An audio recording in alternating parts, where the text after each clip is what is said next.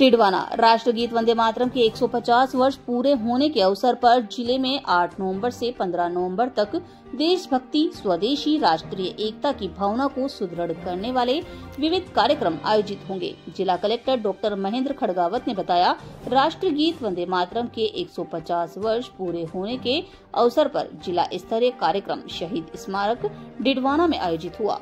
इस अवसर पर जिला स्तरीय कार्यक्रम में जिला प्रभारी मंत्री कन्हैयालाल चौधरी ने भी भाग लिया। जिला स्तरीय मुख्य कार्यक्रम में सर्वप्रथम प्रभारी मंत्री जिला कलेक्टर अतिरिक्त वही जिला कलेक्टर एवं अन्य जनप्रतिनिधियों के द्वारा स्मारक पर पुष्प चक्र चढ़ाकर शहीदों को नमन किया गया। कार्यक्रम में प्रभारी मंत्री एवं अन्य जनप्रतिनिधि अधिकारियों के द्वारा शहीदों की याद में बनाई गई गैलरी का भी अवलोकन किया। 1965, 1971 और 1999 के युद्ध में शहीद हुए शहीदों की इस गैलरी का अवलोकन करते हुए इसकी प्रशंसा की गई। वहीं कार्यक्रम में राष्ट्र गीत का सामूहिक गायन भी हुआ एवं स्वतंत्रता सेनानियों व उनके परिजनों का सम्मान किया गया, जिनमें 6 स्वतंत्रता सेनानियों के आश्रितों का, 9 शौर्य पदक प्राप्त करने वाले योद्धाओं का, 30 आश्रितों की वीर नारियों का सम्मान कर शहीदों के बलिदान को याद किया। जिला स्तरीय कार्यक्रम में सभी ने अपना उद्बोधन दिया। प्रभारी मंत्री कन्हैयालाल चौधरी ने कहा कि आजादी हमें आसानी से नहीं मिली है, इसके लिए बहुत ज्यादा संघर्ष करना पड़ा और इस संघर्ष को हमें हमेशा याद रखना चाहिए।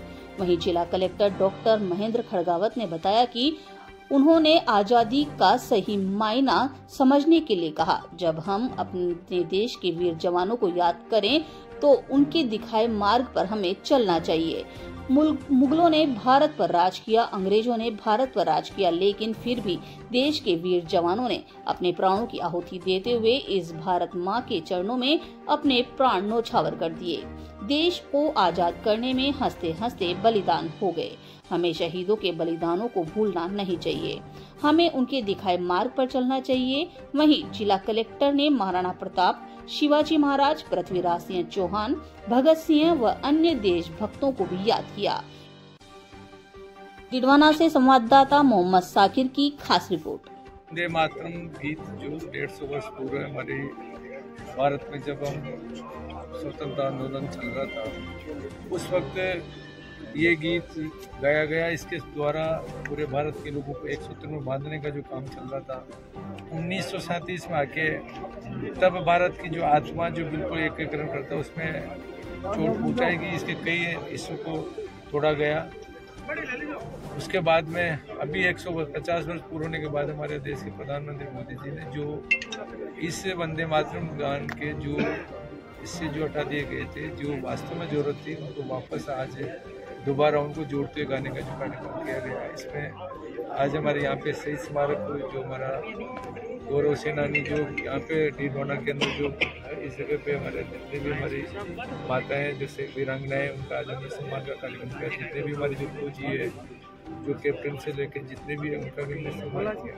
और इसके माध्यम से एक जो देश के जो नागरिक उनको जगाने का जो काम किया, किस तरह से जो चीज़ें भूल चुके थे उनको वापस आने वाले समय में देश की आवश्यकता है कि हम सबको राष्ट्र मजबूत करने के लिए एक सूत्र में बनना चाहिए। ठीक है।